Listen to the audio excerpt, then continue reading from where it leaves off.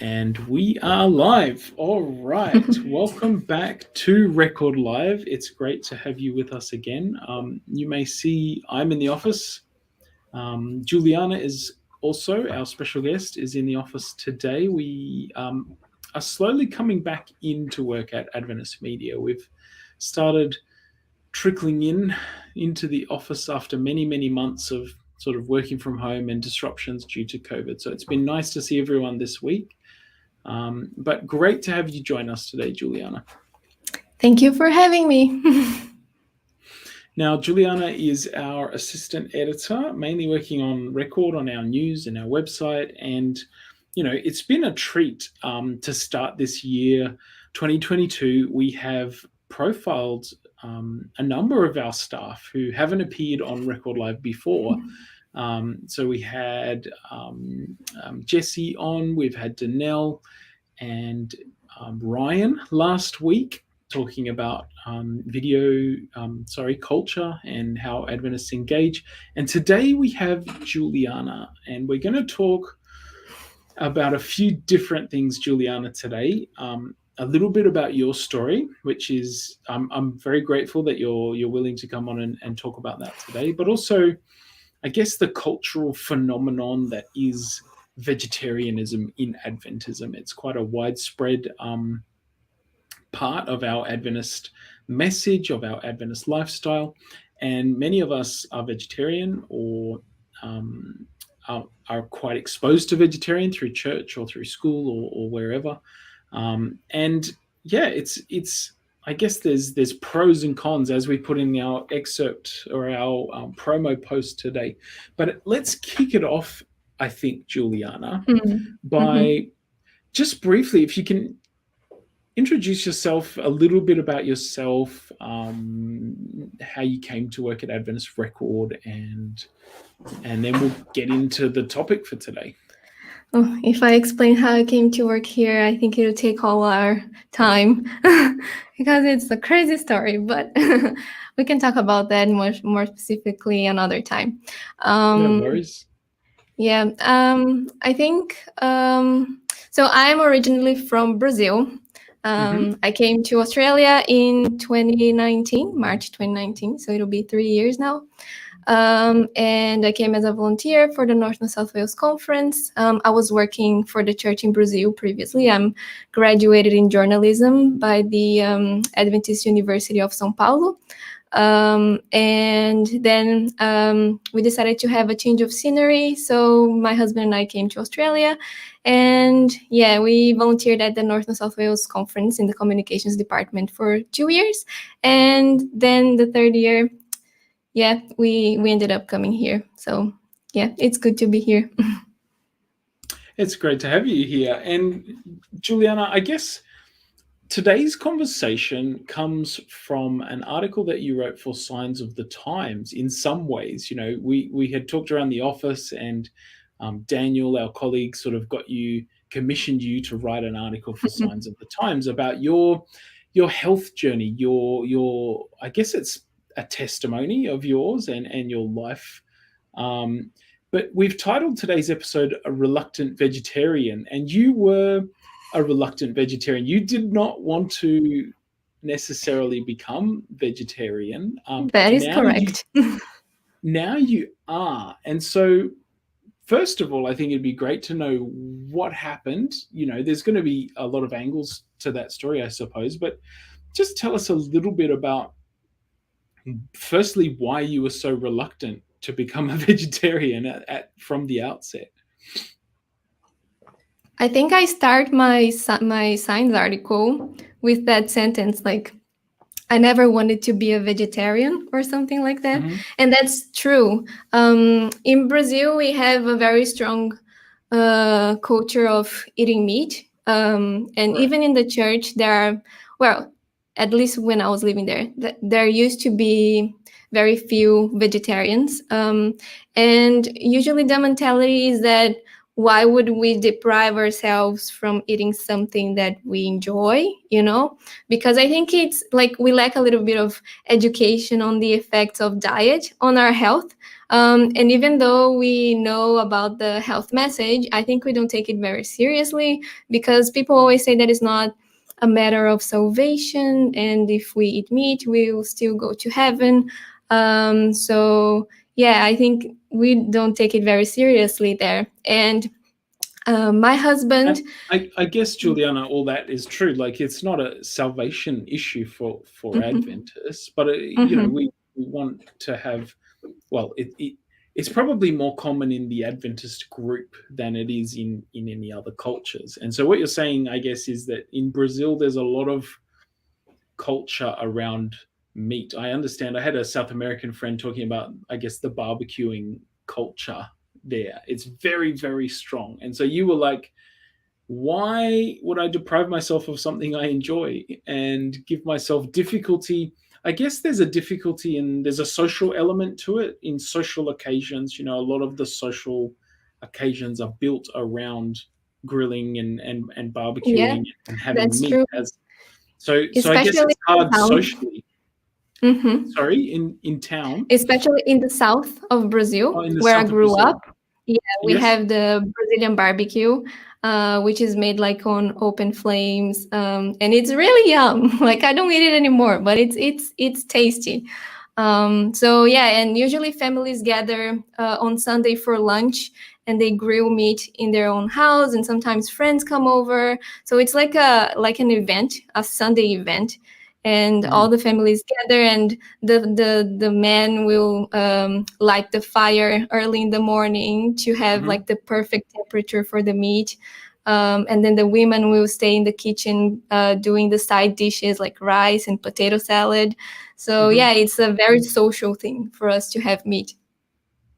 I think in my wife's culture from the Pacific Islands, there's a similar sort of thing they'll do on the weekend. They often have underground ovens or rock ovens. They'll Mm, cook the meat and the fish and the taro leaves, the root vegetables, taro, cassava, tapioca, different mm. kinds of root We have vegetables. And cassava. I'm quite partial to some cassava with a little bit of salt, fried in a Mm, pan. My mum used to do it when we were kids. Very, very nice.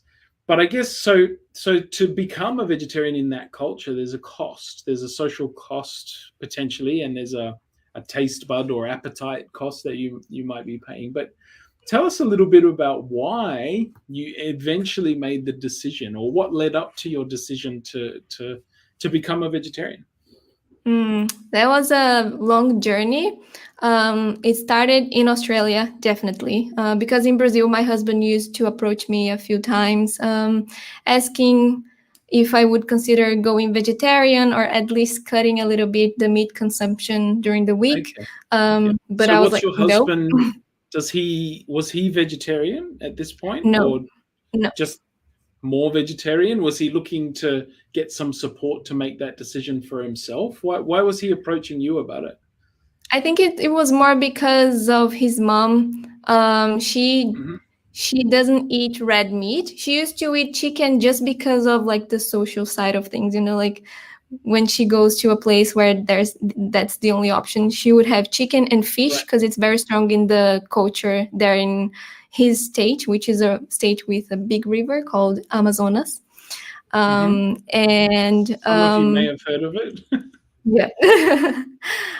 And he approached me a few times, just I think because he considered it, but not because he was vegetarian or I don't know. Yeah. And then I never wanted it because I didn't see the point. As I said before, we lack a lot of education in the impact of health of diet on our health. And then when we came to Australia, we made a lot of friends in the church that are vegan, vegetarian, like healthy vegans. And they started to influence us a little bit. And it was interesting in the beginning. They were never, never made us feel bad about eating meat, which was good. But we would go to their house in the weekend, and they were like, "Oh, just take this vegan muffin with you for the week." I'm like, "No, that's okay." And they were like, "No, just take it." And then I would come to the office on Monday and be like, go to a coworker that was vegan. I was like, "I have these vegan muffins. Do you want it? Because I'm not vegan. I'm not gonna eat it." Get rid of it. Yeah, so I didn't really want to get into it, like become a Mhm. vegan or taste it, because I don't know. Right. I had a bad perception. I don't know why. But then You were tasting biased their against food, it. exactly, and then tasting their food a little by little, the time went by, and then I started to enjoy it. And then we did a trip to the Outback, which I wrote an article recently about it, also for record.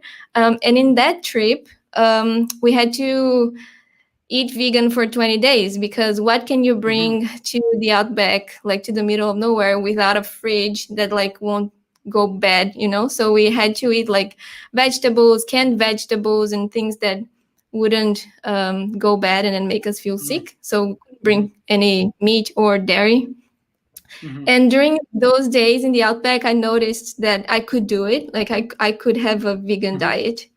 And when we arrived, I remember I was like, I want to go have a burger. And on the way, we were going to Grilled. And on the way to Grilled, I was like, I remember we stopped the car at the red light. And I was like, oh, I haven't had meat in like 20 days. Maybe this is the time to try the Beyond Burger. So Okay. then Yeah, so then I did, and I liked it. And then a few days later, my friend approached me about doing the CHIP program. And then Mhm. my husband and I did it, and we really enjoyed. And the thing is that when we started the CHIP program, we did the blood tests, the initial blood tests, to see how we were going. Yes. And before we left Brazil, we also did some tests, and the doctor said that we had high cholesterol, amongst other Mhm. problems. Right. And I've always been like skinny, and I never assumed that I would have that kind of issue. But I had high Mhm. cholesterol. And then we came to Right. Australia, and we started changing our diet little by little. And then when we started the CHIP program, I did the blood test, and I still had high cholesterol. So I Mhm. was a bit frustrated, because I was like, oh, maybe I am, destined to have high cholesterol. I will Right. never have low cholesterol. Mhm. But then we did the CHIP program, and 3 weeks later, our cholesterol was back to normal. We were healthy again. I was feeling great, had a lot of energy, because we had been following the CHIP diet, which is a whole food plant-based diet. Right. And it was great. Yeah. So then when we received the final blood test results, Mhm. my husband came with the mayo in his hand. He was like, "That's it. We're becoming vegan." And I'm like, "What are you talking about?" And he's like, "You need to see this." And then we saw the results, and it was all good. So yeah, it was Wow. very positive. Mhm. So for anyone that's watching that doesn't know, the CHIP is complete health. What is it? Complete Health Improvement Project Yes, program, I or think. program? Project program. It's very very good. It gives you a lot of information and cooking demonstrations and things. So you did the full. Was it 10 weeks or something or I think I don't remember the full length, but we did a blood test 3 weeks after, because at then I the think we go 3 week? into, Yeah. yeah, Yeah. because I think we focus on diet on the 3 first weeks, and then we go into exercise a little bit at the end. Yes. But your results were really good. And Mhm. what about your feeling? Like, did you feel it or did it just show up in tests? As in, I think I remember in your science article, maybe tell us a bit about, if you're comfortable, some of the health um, things you had been experiencing or how you felt, I guess, on the new diet. Oh, I felt really good. I think I mentioned that in the article. I felt like I had a lot of energy, which Mm-hmm. was really new for me, because I used to feel sluggish and tired all the time. Right. And yeah, because I've always been a night person. And at that Mm-hmm. time, I didn't have to wake up so early. So I would always go to bed late and then wake up feeling so tired. And I didn't have energy during the day. Um, but during the CHIP program when we were having the healthy diet, it felt like I was like drinking coffee all the time because I was energized, you know? You were like, And then, woo! yeah, I wasn't like feeling sleepy during the day at work. So it was great. And also, I also had a lot of like regular issues that people have, like headaches. And, I have scoliosis, so I tend to have lower back pain. Mhm. And also, I had sinus and some hay fever. So after I changed my diet, all that went away. And these Wow. days, it's really rare for me to have a headache, for example. So yeah, I feel really good after I changed how I eat. Hmm. I guess, some people might be saying, "Oh, that's good," but it's so hard to. What was the sort of tricks or the process that you went through to to to make that transition? Okay, so the chip program was one thing, so that gives you education, it gives you demonstrations, but in terms of then implementing that in your life, because all of that information could be available to people out there on the internet, in books Mhm. and nutritionists. There's information, but it doesn't necessarily make us change. So what were some of the practical things that you were able to implement in your own life to be able to make that transition? Because it can be quite hard for people to make that change or that take that journey. Yeah, I think the advice I give to people that are considering changing their diet and their habits, it's to start slow. I Mm, didn't change from one day to the other. right. I did it very slowly. It was a long process. Started with my friends influencing me. And then I think the first time I stopped to think about stopping to eat meat, it was when a friend sent me a video of Dr. Michael Greger. He's an Adventist doctor from the US. He's the author of that New York Times best-selling book, How Not to Die. Okay. And yeah, and he was talking about the impact of meat on our body and how it causes inflammation and all that. And then I started realizing that I should maybe stop, but it was a process. That was the very first time I considered stopping having meat. And then, yeah, with a little bit of education and also with friends that weren't judging my diet. But Right. the thing is that in Australia, or at least in English speaking countries, there are so many resources online. In Right. Brazil, we didn't really have access to that because it's not part of the culture. It's starting now with the internet and everything. But um, yeah, people have no idea there. And here there are so many food blogs and Mhm. YouTube channels that you can go into and find recipes that you can try, and you can maybe like find choose one day from your week to go vegan, for example, and try some healthy recipes, and then your taste buds are going to change little by little. Because in the beginning, I didn't really like vegetables. I didn't enjoy Right. having them. That's Yeah. true. Hmm. Um, and now I'm like, this broccoli is amazing. I really, I really enjoy like broccoli and cauliflower and all vegetables and things that I didn't like peanut butter, for example. I didn't like Hmm. peanut butter. Now I love it. I always have peanut Hmm. butter toast. So it's a matter of trying and yeah, Hmm. Trying putting some new things. effort. Yeah. One thing that I guess I tried and learnt, and it's part of what you're saying in terms of the spectrum or the little by little approach, is I guess the idea of substitution. What can I Mm. swap? So, for example, we prefer brown rice to white rice just because we had to slowly start implementing that into our diets and that sort of thing. So yeah, I think there's some really good advice there. You mentioned your friends weren't too judgmental. One thing that I think people sometimes struggle with in this whole conversation is that there's um, some very militant, sometimes pushy people who are vegans or who are very health conscious that I don't know, um, make the rest of us feel bad, push that guilt trip on us. How can we as Adventists and Christians, how should we approach communicating the the important health message that we have to other people in a respectful, useful way? What are some ways we can do that, do you think? I think it's the same way we try to share the gospel with people, we can't be so like, what is the word? Like abrupt. Is that a word? Yes, yes. You have to, be kind to people. And, for example, with healthy eating, you can invite someone to come to your house for dinner and then serve them a good, healthy vegan meal.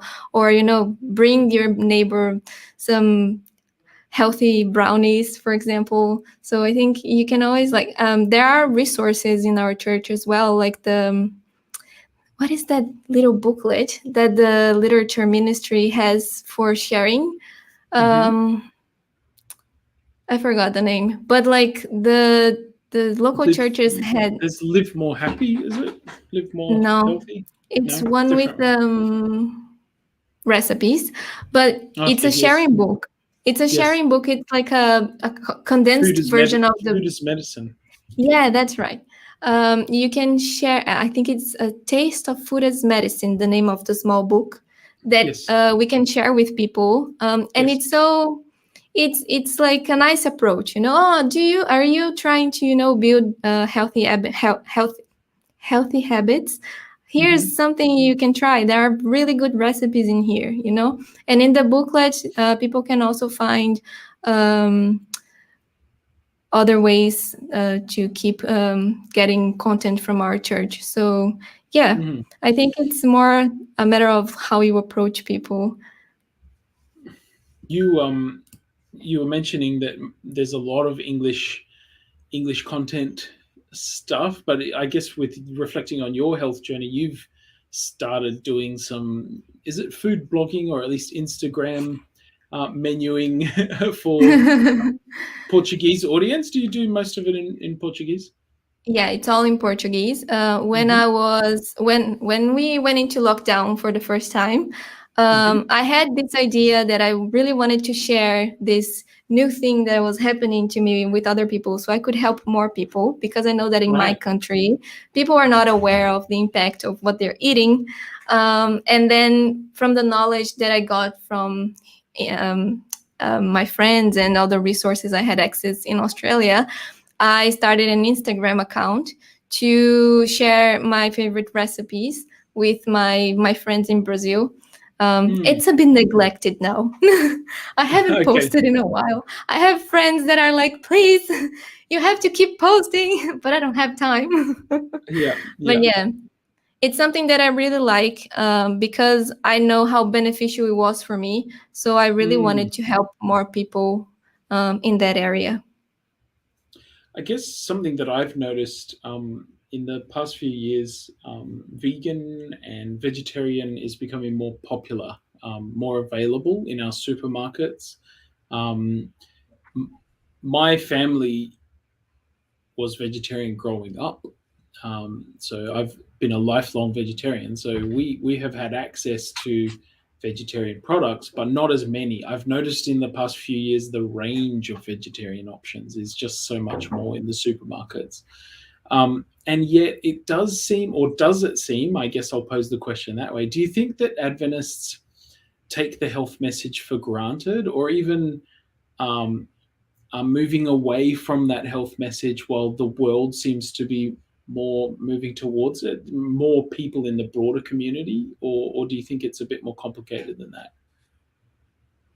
That is a good question. I don't have I don't have a good perspective on Adventists in Australia. I don't really know how that works, but I know that in Brazil, people in Adventists in general, they used to be, even though we were aware of the health message, we used to be very reluctant. Um, you Right. know, um, yeah, going to lunches at church, and at church you have to have vegetarian lunch. At least in Brazil, like no one can bring meat, and people would be like, oh, why? Right. Yeah. But I think now with the pandemic, people are becoming a bit more aware, more conscious of, the impact of what we eat on our overall health and our immune system. Yep.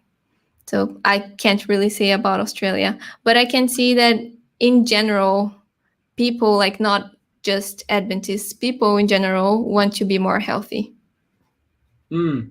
And that's another thing to bring into this conversation as we're talking. Like, I wrote a piece many years ago for Record, for World Vegetarian Day, um, lamenting my poor vegetarian choices. Sometimes, I've been a lifelong vegetarian, but it doesn't always mean that my health has been very good either. When I did the CHIP program, it was really good, and I've had years at a time where I've been, vegan or fairly careful with my diet, with my exercise. And there's been other times, um, looking at the pandemic, where it's been a lot harder to maintain and so just being vegetarian, and I think this is a trap that we fall into as Adventists, just being avoiding certain foods, avoiding pork and unclean foods, and avoiding things that even meat or dairy products, as a if we're vegan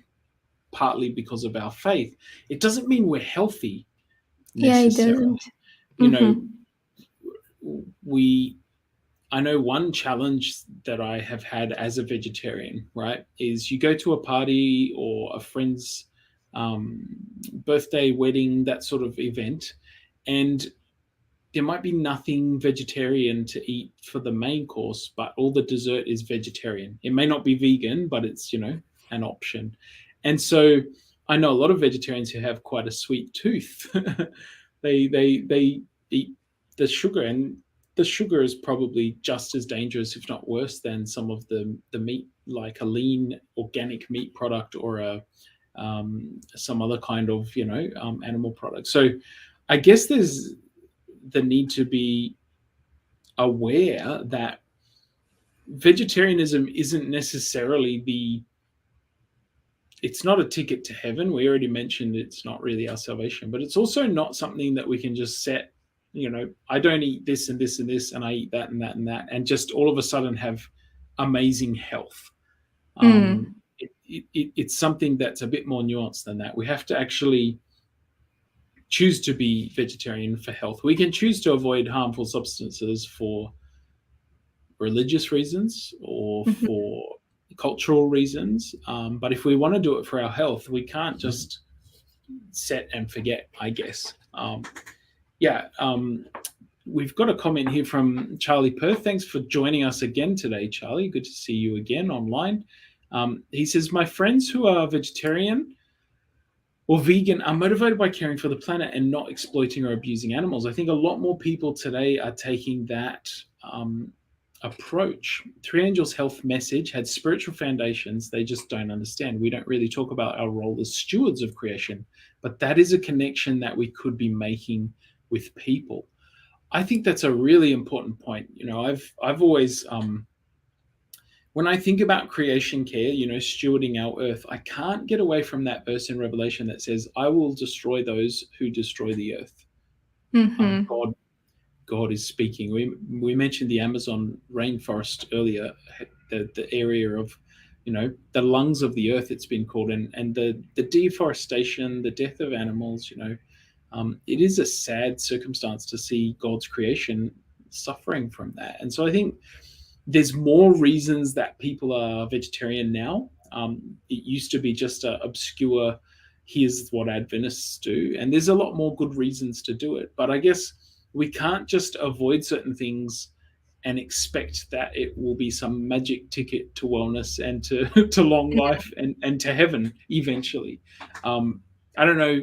That was sort of a rambling. There wasn't a question necessarily in there, but I wonder if you've got some reflections or thoughts in that space. And is it something you did for your health, and have you since seen any other benefits, or do you know, how do you feel now about, I guess, other issues at stake, like animal cruelty and protection of the earth and that sort of thing.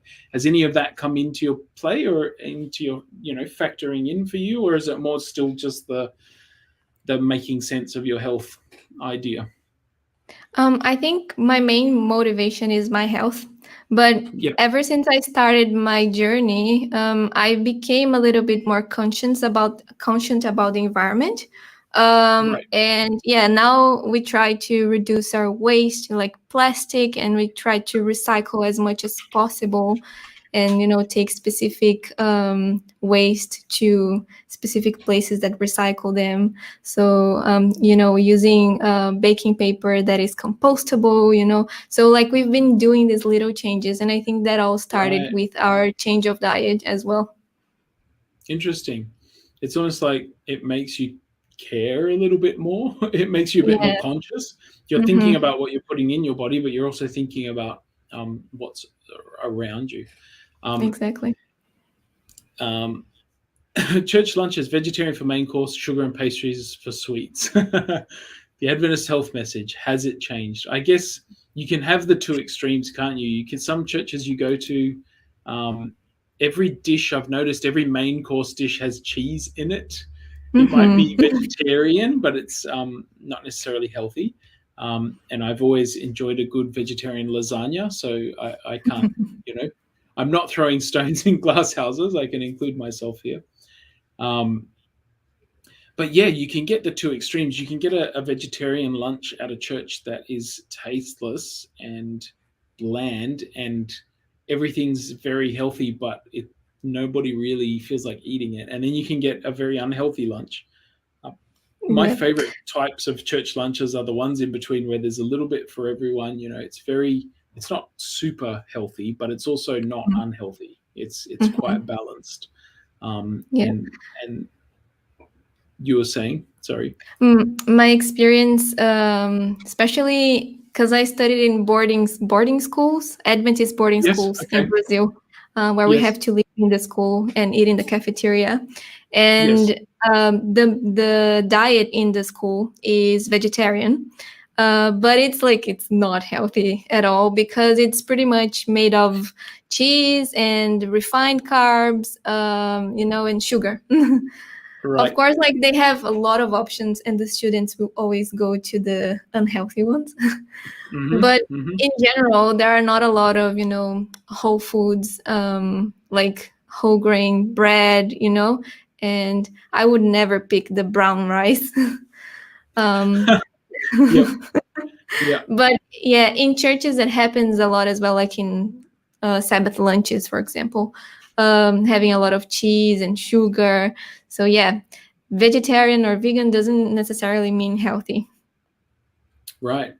There's a proliferation of vegan junk foods now, which I'm very Mhm, happy about because it means I can avoid the dairy and things that sometimes upset my stomach, but also still eat ice cream and things like that. But it's a sometimes treat, isn't it? It's a moderation, because I think that's another part of the Adventist health message that we often neglect is the idea of balance and moderation. And if you're going to eat something that's not that healthy for you, it doesn't mean you have to beat yourself up about it. But it's also not an all the time after every meal sort of food. It might be yeah. a nice celebration treat for Sabbath or something instead of an everyday food. So I think that's another important principle that you know we can be in danger of um, going too extreme and really neglecting that moderation principle, or Mhm, to either side of the spectrum, both overindulging in terrible things or underindulging, not having mhm, anything nice ever. Just mhm. having fairly bland food all the time. Um, so, what do we do practically, Juliana? What can we do as Adventist church members about this whole situation? Is there something we should do? Should we be helping to spread that health message? How can we do that in a positive way? What can we leave with our viewers and our listeners today? Hmm. I think, I don't know. I think first we should read Ellen White's um, books about health and the impact Mm-hmm. of food on our health. She has really good advice, and we always neglect it. I feel like in the church we always focus on meat. Eating meat is bad, but as we Right. were saying before, it's not just that. Mm-hmm. So yeah, I think it's a matter of educating ourselves and starting first with ourselves and then trying to Right. impact others. In a, as you said before, sort of a there's ways to do that in a friendly, non-confrontational manner, sort of not telling people you should do this, you should do that, but more like, Mhm. um, I guess, modeling it in our own lives as well. It's important to, it can even be a talking point if you're at an event. Someone's like, "Hey, why don't you have this?" And you say, "Well, you can explain some of the rationale behind that." The health Um, ministries are a great door for people to get to know the Adventist message. right. I have a lot of friends that work with the health ministries in the North and South Wales Conference, and it's incredible to see how people that would never give a chance to the church are now Mhm. attending health initiatives run by the church, and going to the events and socializing, and that breaks the barrier. So I think it's a really important ministry. I would have to agree. I think we can wrap it up here, Juliana. Thank you for your time today. For those of you that are watching, thank you for joining us. We love having you on here. We love your comments. We'll get back to some of those. I've shared Juliana's signs article in our comments as well. So if you'd like to read, I guess she covers the topics we've covered today, but in a slightly different way in her writing in that article. We also encourage you to sign up to our Record e-newsletter, which Juliana helps put together every week. We have a little devotional each week on your Friday to head into the weekend. We have some of our top news stories. We have a link to our Record Live videos on that e-newsletter. So yeah, if you'd like to follow along with what Record's doing, get the latest news, the latest updates, you can go to our website and subscribe to our e-newsletter, and all of our social media platforms as well. We'd love to keep in touch with you and yeah, have you commenting and sharing and liking our content, because that's what we do it for, so we can engage with you. And even sharing this video, Juliana, could be a way to introduce maybe your friends to the concept of um, eating a more vegetarian diet, because yeah, Yeah. Juliana's seen the results in her life, and yeah, someone might be interested or thinking about it, and this conversation might help them as well. So yeah, please do think about how you can share some of this information. All right, thank you, Juliana, again. And do you have anything you would like to leave us with? Uh, subscribe to our subscribe to our newsletter. Yes, No. we'd love that. No, yeah, I think we said pretty much everything. Um, yep. Thank you for Beautiful. having me. Thank you for joining me, and we'll see you, some of you, if you would like to join us next week. We'd love to have you same time every week. God bless you all. Bye.